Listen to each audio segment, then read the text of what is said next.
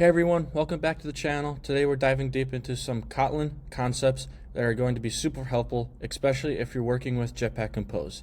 We're covering generics, enum classes, data classes, objects, scope functions, and how to handle collection with arrays, lists, sets, and maps.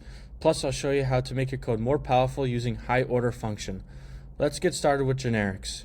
Generics allow us to create classes, methods, and interfaces that work with different data types. This is extremely useful when you want to avoid repetitive code and ensure type safety. In Kotlin, you'll see generics in a collection of classes like list, set, and map. By using generics, you can write code, reusable code, that can handle any type of instance of being locked into a single one. Imagine you're building a class that stores and retrieves items from a box, but you don't want to limit a specific type. Generics make your code much more flexible. Moving on to enum classes, an enum class in Kotlin is used to define a set of constraints. This is perfect for when you have fixed values that represent different states or options. For instance, in an app, you might have an enum for user roles such as admin, editor, or viewer.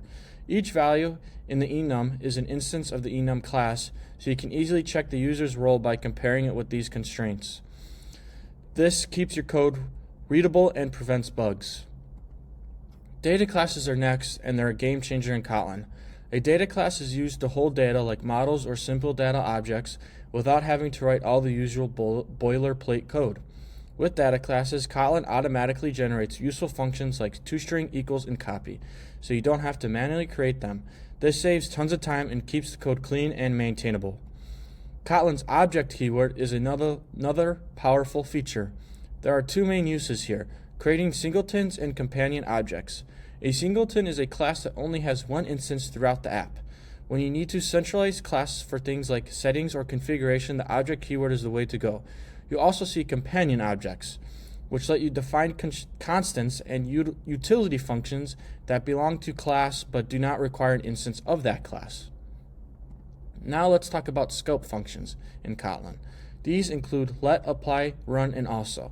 Each of these functions is slightly different, but they all help you avoid writing repetitive code. Here's a quick breakdown.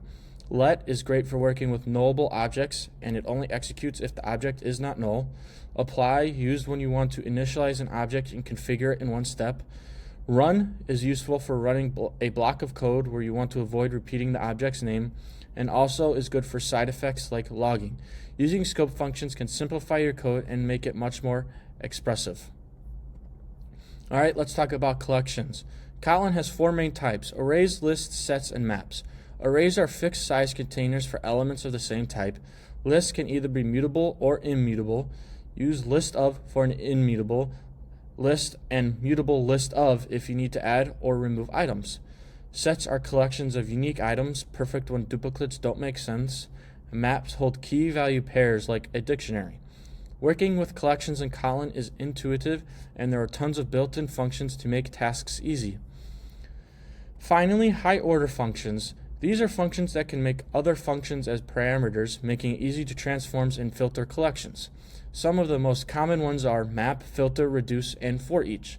Map transforms each element in a collection. Filter selects elements that meet a condition. Reduce combines elements of a collection. And for each iterates over each item without changing the collection. These functions let you write concise, functional style code, and they're super helpful for making your Kotlin programs more powerful. And that's a wrap. We've covered generics, enum classes, data classes, objects, scope functions, collections, and high order functions. With these tools, you'll be able to write clean, efficient Kotlin code that's perfect for Android development and Jetpack Compose. If you found this helpful, don't forget to subscribe, hit the like button, and share this video. And thanks for watching, and I'll see you in the next one.